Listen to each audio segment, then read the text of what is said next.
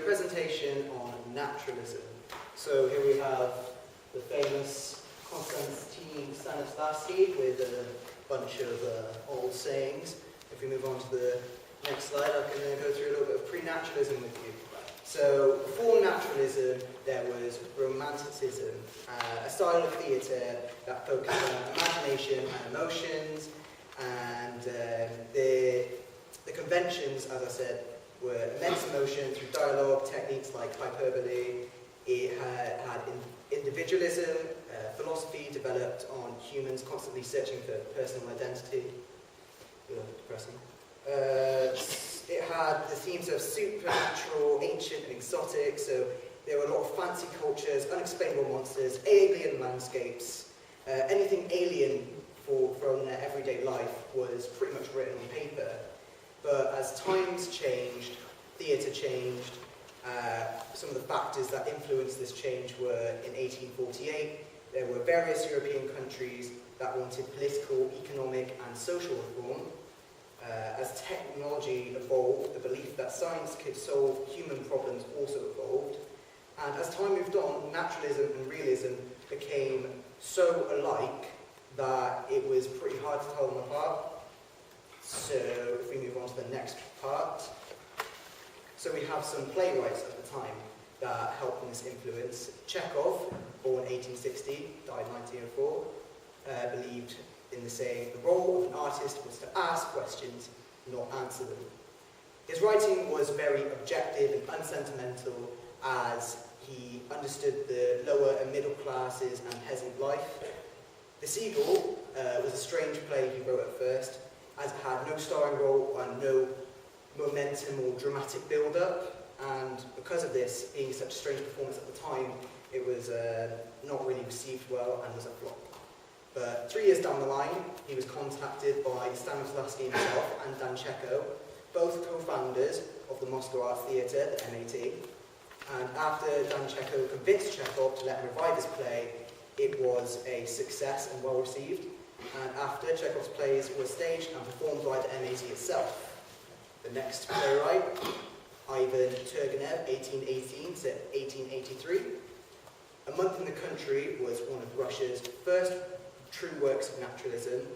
The piece looked into complex relationships and the middle-class people whose existence caused endless inner conflicts.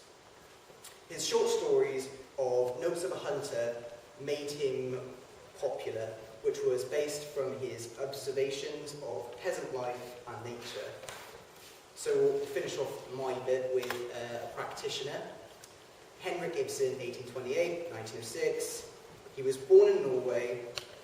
People regarded him as the father of modernism, modern realism, for his three-dimensional characters and the circumstances he put them in. His major work of A Doll's House was the world's most performed play by the early 20th century, and he was the most frequent performed dramatist since Shakespeare. Moving on, we'll switch over to Matt for his slide. Hello, you lovely people.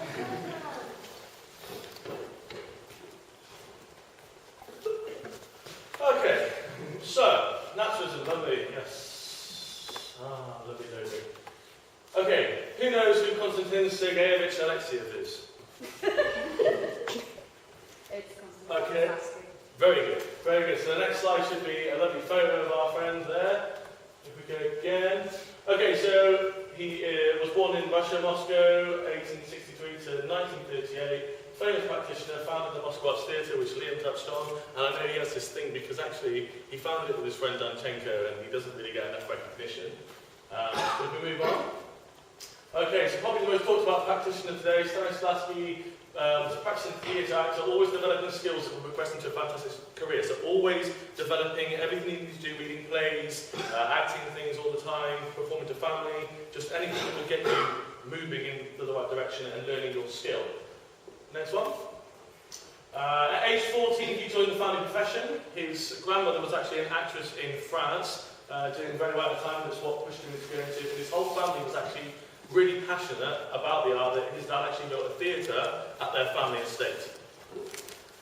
So it's fair to say they had money, and in their spare time they would go to operas and watch other performances as well, just to try and to keep in there, get a grasp of how other people are doing things. So he actually changed his name, so we had that earlier on, it was great. He actually changed his name so that he could perform outside of his family theatre without his dad there, because his dad wanted him to stay in the family theatre only, so he wanted to break away. The only way he could do that was to change his name. So there we go, we have the Danchenko as well with the Moscow Arts Theatre. See, they wanted to push towards more realism. They wanted the actors to actually believe that they were playing the role as it was being acted out there, and that was real, that was natural. They didn't want it to be seen elaborate, over the top, and those things. So he created the system. Who knows what the system is? Who wants to answer? 8 points from given circumstances all the way through to the magic. Absolutely, this is fantastic.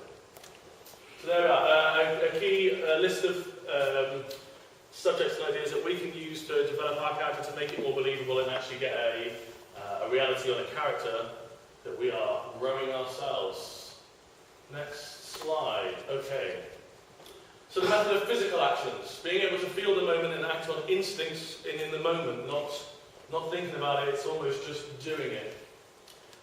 Emotional memory, this is where articles upon events in their actual lifetime, where you've got an idea of if you were cold and you'd been cold into it, and you'd feel that moment within yourself. So you wouldn't necessarily, it wouldn't be like an over-the-top dramatic, oh, it's cold. You do, that's a great question, right? What's not happening?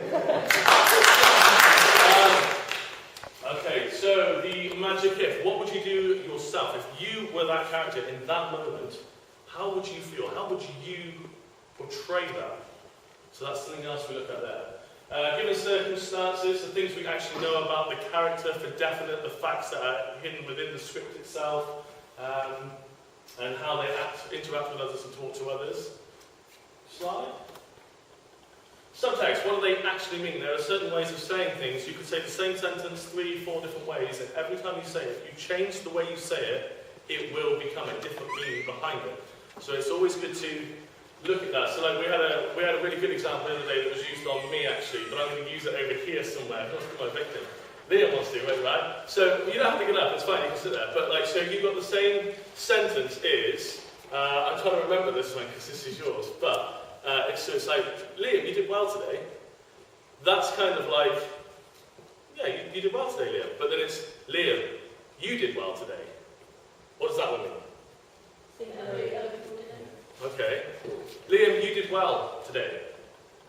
Today and only today. Okay, good. So that's it. You've got the concept very quickly. That's very good. I like it. Okay, the objective. Okay, separate tasks that drive the player along having their character to reach their goals. So you have the super objective, which is next, which is their underlining achievement, where they want to get to at the end. But they have little units and objectives all the way through, which help them progress through their storyline. Which is obviously then bringing us right down to the through line, which is the character's journey. Every character in a play will have their own story, their own journey from start to finish. So that's another thing you need to think about when reading a play. Next one. Oh, that's me. Oh, I thought I had more. Oh, I thought I had more. Oh. I guess I'll sit down. I guess I'll sit down. Thank you.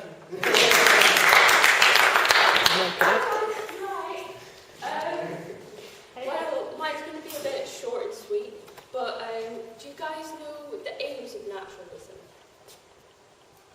No? Oh, that makes me feel better about myself. Right, next slide please. It's a bit short, just let you know. So, naturalism, the aims of it is about normal people in normal situations. So it's an over-dramatic.